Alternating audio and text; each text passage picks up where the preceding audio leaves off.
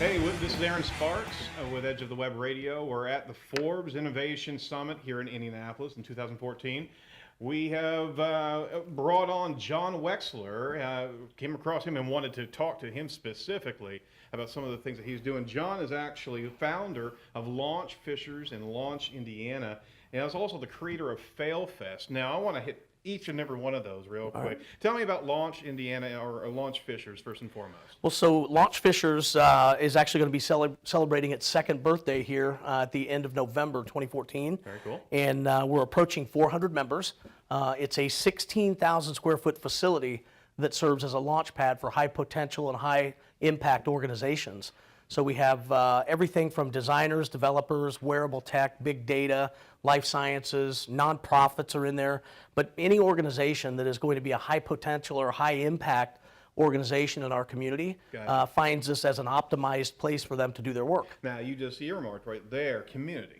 So this is all focused around give back to the local community of where they are? Yeah, it's actually, it started out, it's funded and created in partnership with the government, the municipality of Fishers, right? Very cool. So the town, soon to be a city, here in January, funded this operation. And but what we're finding is that it's created opportunities for us to reach outside of Fishers and support communities outside. So, for instance, we have people that come from the south side, the Greenwood area, and drive up to Fishers daily just because of the community and the critical mass of this entrepreneurial community that we have. We have people that drive in from Muncie. We have West Siders, Brownsburg, Plainfield. You know, I mean, it's amazing the draw. So our trade radius is pretty tight, right? Like an eight minute drive time. Sure. But then you throw it out, that's 80%. Then the other 20% comes from a very wide area. So what the attraction itself is, you've got incubation concepts that are happening. So you can be an entrepreneur or any type of innovator and be able to come there and actually hear your ideas soundboarded, as well as be able to develop and escalate. Yeah, there's a little bit of that mentorship that goes on informally. Our formal program is called Launch Indiana, right? So Launch Fishers is about the place, the 16,000 square foot place for people to come and do their work. Gotcha. Launch Indiana is about the entrepreneurial mentorship, bringing people in to support these organizations. So Launch Indiana is a partnership between Launch Fishers and the state, the ISBDC, and the Office of Small Business and Entrepreneurship. And the way that works is innovation-driven enterprises, companies that have very high potential, they kind of have a unique fingerprint that we're looking for. Right. We work with them on any range of issues, from business strategy to financing the business to product to sales and marketing to building company culture. Whatever those companies are focused on as an issue, we have an entrepreneur in residence who's probably dealt with that. So I have about a dozen people that I work with on the back end, entrepreneurs who have done it before, and these are real entrepreneurs that have made payroll. Seasoned panel, so to Yep. speak. Yeah. And they're not consultants exclusively or anything, but they've made payroll, right? And then on the other side, the companies that we work with are real entrepreneurial, innovation-driven enterprises. And these are entrepreneurs who have quit their job, right, that are focused on, and they put their own money in these companies.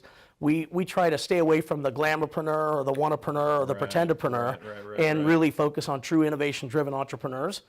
And we've worked with 55 of them to date this year, and on any range of issues as mentioned. If you're 2 years old and you worked with 55 entrepreneurs / organizations. 55 just this year through the Launch Indiana program. Gosh. So at Launch Fishers in the 2 years, we have 400 members, individual members that represent about 225 companies. That's so fantastic. This year at Launch Fishers, we have 3 companies that have raised more than $1 million.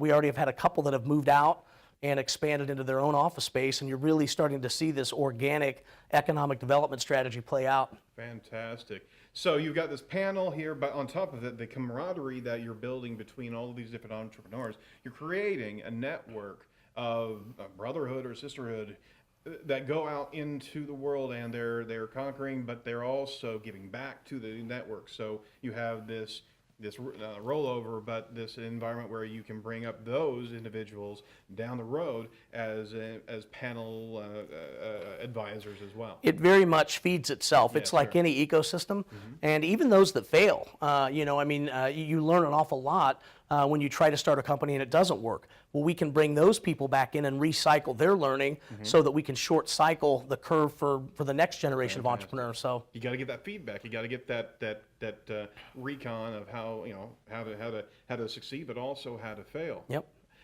So Launch Indiana and Launch Fishers have been your focus for a number of years, but you also have pivoted over to another new creation called FailFest. I love the name. I gotta hear more about this. This is neat. Yeah, so FailFest is a celebration of the role of failure in innovation, right? If you think about a world where we only did the things where we knew we wouldn't fail, we wouldn't be in a very innovative place. Right. And so what we want to do is get the innovators, today's innovators, and those that have had some success, get up and talk about where they may have misstepped or had a failure. And so we're going to hear stories of any range of failures that moved a career, a company, or a community forward, and that's the focus of the day. I mean, there's a stigma out there in corporate America. Don't share those, because there's an edifice that you have to keep, especially with investors, that they can do no wrong, or this is the pony to ride all the way. But that type of dirty laundry is incredibly valuable for anybody else that's actually building their organization. And it's that, again, that mentorship, but it's the guiding principle that if you can give back and actually kind of guide them all the way through, and hey, I tripped over this, you might want to watch that branch. Yeah. I mean, it seems so natural, but it's so there's so much resistance in corporate to even embrace something like that. Yeah, it's something that's changing, and I think we've gotten a lot better regionally. I would say in the Valley, in particular, they really embrace what is known as failure culture. And I think the most savvy investors actually want to invest in someone who's had a failure, right? Yeah. Now they don't want people, if you keep failing, that's a whole different story.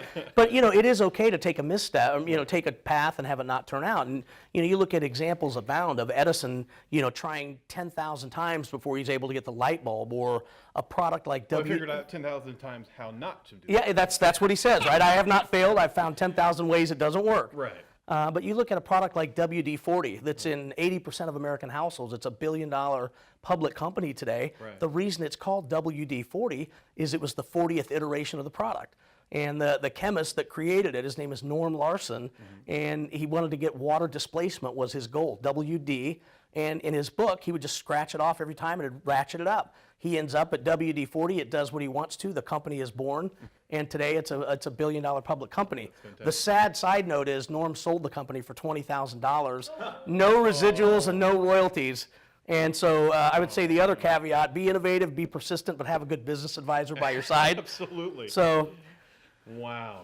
So FailFest is coming up. So the event itself is November 19th. November 19th, failfest.us is the website. And I have a feeling it's going to sell out based on the early ticket sales. But we're looking to have probably around 300 to 350 people. Yeah, excellent. It's going to be at a facility in Fishers that is a blank slate, brand new building. And we're taking over it's about a 28,000 square foot floor of a brand new office building. And we're setting it up exclusively for this event with stage and pipe and drape and lighting. And we're just going to have a one-day venue. It'll be a really good time. Excellent, excellent. What are your passing thoughts? You're here at the Innovation Summit. What are your thoughts about what you're seeing here, and maybe moreover, innovation in the Midwest itself? Well, I mean, I'm obviously a big believer in that as just a mindset, and I think one of the big takeaways that I've heard today repeatedly is that innovation is a mindset. And I think you have to come at this from the perspective of, you need to do what you can and what you need to do to advance your idea and your concept into a product. One of the speakers talked about the need to choose great partners and trust them and embrace them and go forward, right? If you insist on having everything nailed down with legal agreements and all this, now they have their place, right? And you need to be smart about it. Right. But the best thing you can do is pick great partners who you trust. Who have possibly failed, so they've gone through the gamut a little bit. Absolutely. But then roll forward with them. Yeah, absolutely. Some final thoughts about not only this summit, but the culture of Indianapolis and what you see in tech here in Indianapolis. Yeah, I mean, I think it's an exciting time. I mean, I've been here pretty much my whole life. I've traveled lived out of town a little bit here and there, but what I'm seeing is this renaissance of tech entrepreneurship.